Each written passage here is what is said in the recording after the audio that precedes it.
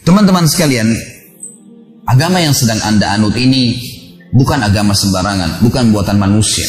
Saya bilang tadi ini agama yang diturunkan oleh Allah dari langit dan ini turun-temurun dilanjutkan oleh para nabi-nabi. Dan subhanallah, semenjak umat Islam berpegang pada agama ini, asasnya Al-Quran dan Sunnah, kita menguasai dunia. Saya ingin mengorek 1-2 menit ke depan teman-teman sekalian informasi yang Anda miliki dan saya tambahkan kalau kurang. Banyak umat Islam tidak sadar bahwasanya kita ini pemimpin dunia. Kita ini pemimpin dunia, umat Islam. Siapapun dia, tidak ingat rasisme tidak ada, tradisi nggak ada. Ini poin pertama ini. Jadi dari suku manapun dia, selama dia syahadat sama. Kita membahasakan muslim berarti semuanya sama. Umat Islam teman-teman sekalian berkuasa di muka bumi ini 1335 tahun. Dan baru 91 tahun saja dari sekarang umat Islam tidak memimpin dunia. Tidak memimpin dunia. Baik, kita rentet historinya. Dari mana Ustaz? Baik, kita hitung.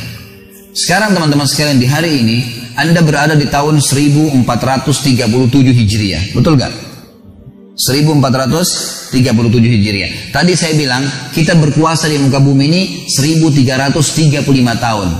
Ya, kurang lebih 91-92 tahun saja kita tidak berkuasa. Dari mana rentetan historinya? Coba kita hitung. Tahun Hijriah teman-teman sekalian itu dihitung dari hijrahnya Nabi Muhammad SAW ke Madinah. Benar nggak? Kok nggak ada nyaut nih?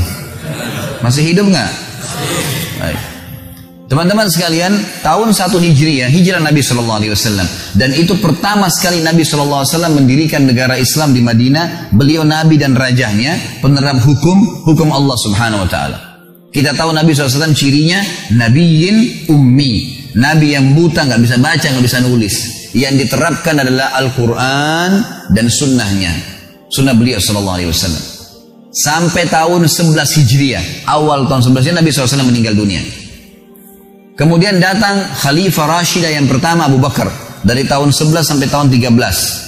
Setelahnya datang Umar bin Khattab dari tahun 13 sampai 23. Dan di zaman Umar bin Khattab ini setengah dunia dikuasai oleh Islam.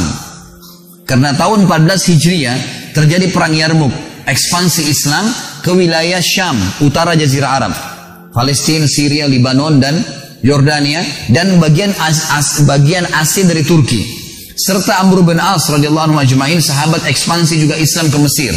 Jadi seluruh utara Jazirah Arab itu sudah masuk Islam, masuk juga bagian baratnya Jazirah Arab, Afrika, Mesir, kemudian Afrika Utara, Tunis, Jazair, Maroko, suku Barbar masuk Islam. Di tahun 15 Hijriah, Umar bin Khattab mengutus pasukan lain dipimpin oleh Sa'ad bin Abi Waqqas menuju ke wilayah Persia, wilayah timur Jazirah Arab. Irak, Iran, Afghanistan, sebagian wilayah India, dan juga sebagian besar wilayah Rusia. Ini takluk di tangan kaum muslimin. Dan akhirnya kita tahu, ya, kalau bapak ibu belum tahu maka saya sampaikan, kalau sudah tahu alhamdulillah. 6 orang periwayat hadis kita dari negeri Syam, dari negeri Persia. Bukhari, Muslim, Abu Dawud, Tirmidzi, Ibnu Majah, Nasai. Ya. Ini semuanya dari wilayah Persia, ya. Irak, Iran, Afghanistan semua. Karena ekspansi Islam yang luar biasa sampai ke sana. Jadi di zaman Umar bin Khattab tahun 14 sampai tahun 15 Hijriah terbuktikan mukjizat Nabi Muhammad SAW waktu perang Ahzab. Surah Al-Ahzab surah 33 menjelaskan masalah itu. Kita kenal dengan perang Khandaq. Pernah satu waktu ada batu yang tidak bisa hancur, maka para sahabat mengatakan, ya Rasulullah coba lihat batu tersebut. Nabi SAW datang, lalu Nabi SAW menghantam dengan keras, ya, dengan kampak beliau. Akhirnya batu tersebut pecah dan mengeluarkan cahaya. Lalu beliau bertakbir, Allahu Akbar. Ya. Kemudian bila hantam yang kedua kali, keluar cahaya lagi, Allahu Akbar, sampai 3 kali. Lalu kata para sahabat, ya Rasulullah, kenapa tadi cahaya itu keluar? Kata Nabi SAW, apakah kalian lihat cahaya itu? Mereka bilang iya. Sesungguhnya Allah menjanjikan, Allah memperlihatkan kepada saya di pukulan pertama, bahwasanya kerajaan Syam, Bizantium Romawi takluk di tangan umatku. Dan takbir yang kedua, cahaya yang kedua adalah Persia di tangan umatku, dan yang ketiga adalah Yaman di tangan umatku. Dan sekarang terbukti semuanya, gitu kan? Baik, Umar bin Khattab meninggal tahun 23 Hijriah teman-teman sekalian, dipimpin oleh Utsman bin Affan setelahnya. Utsman bin Affan juga mengekspansi Islam, tapi lebih banyak mempertahankan wilayah kaum muslimin dan mengirim dai-dai. Dan perlu anda tahu secara histori, Indonesia ini dimasukin Islam di zaman Utsman bin Affan.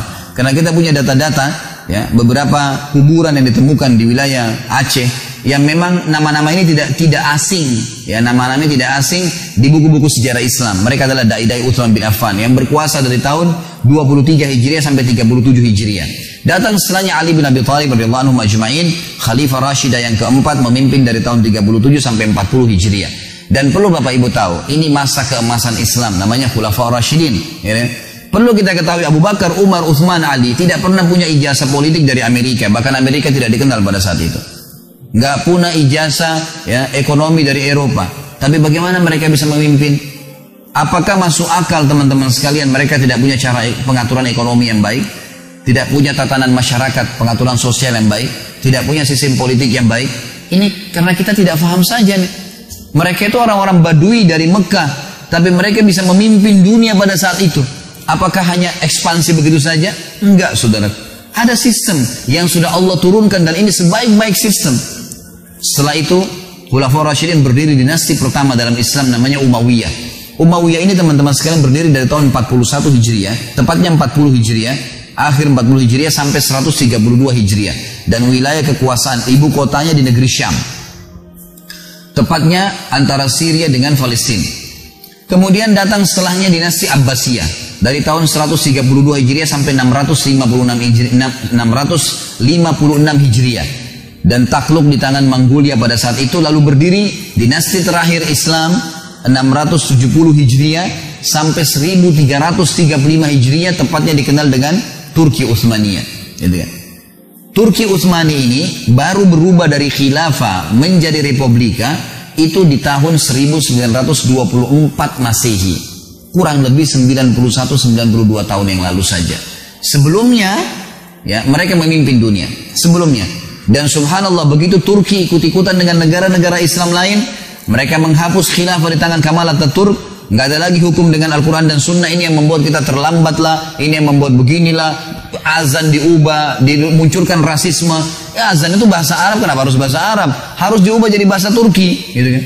Semua diubah. Jilbab itu tradisi orang Arab, nggak usah dipakai. Jadi dihapus, dimunculkan rasisme kembali. Akhirnya Islam ditinggalkan. Dan sekarang sudah mulai di Indonesia nih. Ada Islam Nusantara, gitu kan? Mulai muncul ngawur nih, gitu kan? Akhirnya nanti azan pakai bahasa Indonesia. Nanti setiap wilayah pakai bahasa. Orang Jawa pakai bahasa Jawa azannya, orang Bugis pakai bahasa Bugis. Ini sudah kemana-mana nih. Muncul lagi seperti yang dimunculkan oleh mereka. Saya sudah bilang dari awal, jangan ada rasisme, gitu kan? Bahasa Arab digunakan karena Allah turunkan Al-Quran dalam bahasa Arab. Nah, kita pelajari bukan karena orang Arabnya, bukan karena orang Arabnya, ini cuma variasi kehidupan, nggak ada fanatisme di situ. Teman-teman sekalian, waktu Turki mulai berkiblat dengan Eropa dan diruntuhkan khilafah, nggak boleh lagi pakai Al-Quran dan Sunnah, sampai militer pun tidak boleh sholat berjamaah dan seterusnya, banyak hal yang dilakukan oleh mereka. Maka akhirnya jadilah Turki sama dengan kita Indonesia, kiblatnya kita bukan lagi Al-Quran dan Sunnah tapi Belanda. Teman-teman di Malaysia kiblatnya Inggris, teman-teman di Afrika, Mesir, Tunis, Jazair, Maroko, Prancis dan seterusnya. Turki pun berpegang pada Eropa. Runtuh semuanya, habis.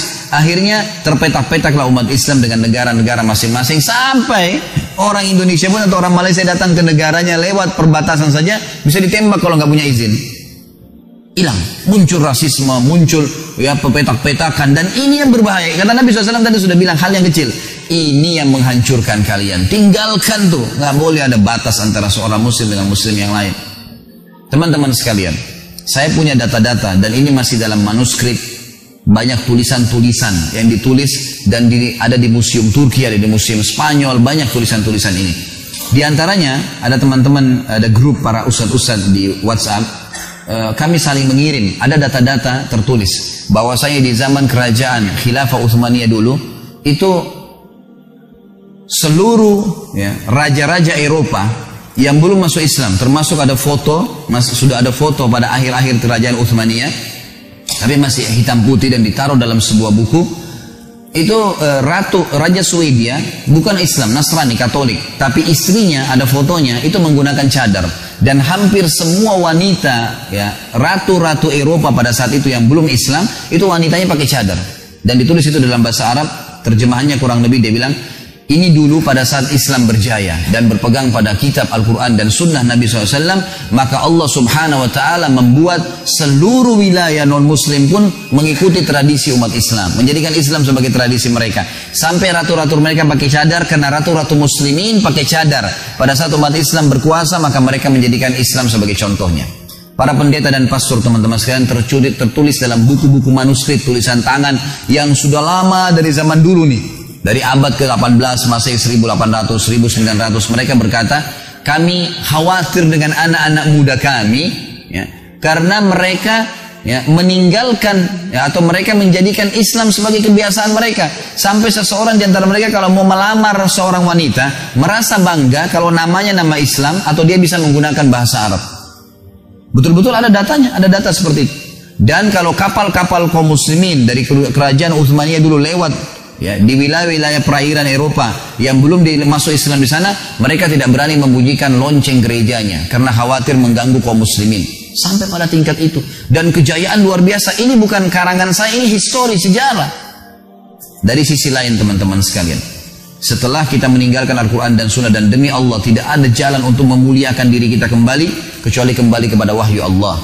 Apakah masuk akal 1335 tahun kita menguasai dunia secara histori tadi?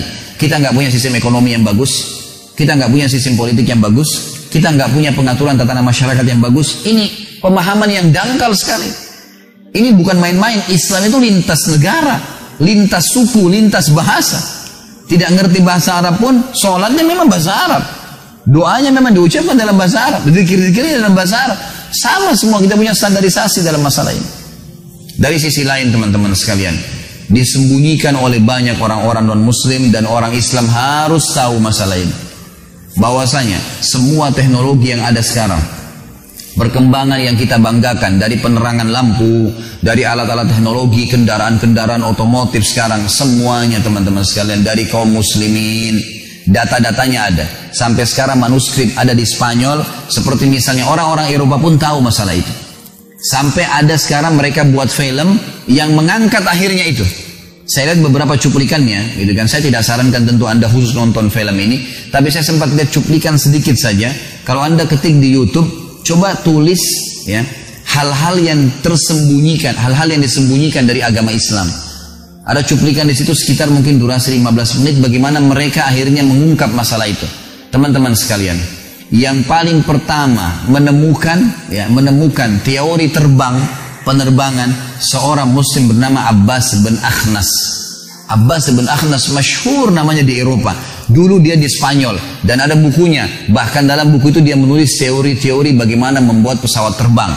Dan dia membuat praktek, dia buat 2 buah sayap dengan tangannya sendiri di zaman itu, gitu kan. Dan dia sempat loncat dari atas gunung sampai mendarat di daratan di bawah, tidak meninggal dunia. Dan teori ini diambil pada saat Spanyol jatuh di tangan kerajaan ya Bizantium Nasrani pada saat itu. Akhirnya umat Islam menghidupkan dari Spanyol. Buku ini diambil terjemahkan oleh 2 ilmuwan dari Inggris, dan akhirnya dicatatlah dalam sejarah manusia mereka menemukan pesawat. Padahal ini jelas faktanya ada. Yang kedua, kita tahu ilmu matematika yang masyhur.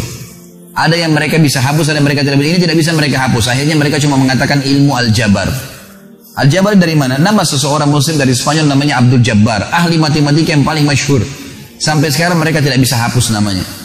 Ada yang menemukan lampu yang kita tahu Thomas Edison, padahal sebenarnya dia menerjemahkan buku yang ditulis oleh Al-Jaziri, masyhur. Dan teori Al-Jaziri menemukan lampu, menemukan otomotif, menemukan pesawat terbang, menemukan mesin-mesin dan seterusnya. Dan cukup banyak ilmuwan-ilmuwan muslim yang tidak disebutkan nama-namanya. Belum kita bicara masalah ilmu alam, belum bicara ilmu lautan, mereka sudah pelajarin semua. Dan sampai sekarang teman-teman sekalian di Eropa, yang paling dibanggakan oleh orang-orang Eropa justru peninggalan bangunan kaum muslimin. Seperti di Spanyol, yang paling terkenal jembatan yang dibuat oleh dulu kerajaan Islam, ya bangunan-bangunannya. Sampai sekarang kalau Anda punya kelebihan rezeki, Anda bisa ikut paket umroh sekalian ke Cordova, melihat peninggalan Islam di Spanyol. Luar biasa. Bangunan-bangunan mereka sekarang dibanggakan oleh kerajaan, oleh pemerintahan Spanyol itu sendiri.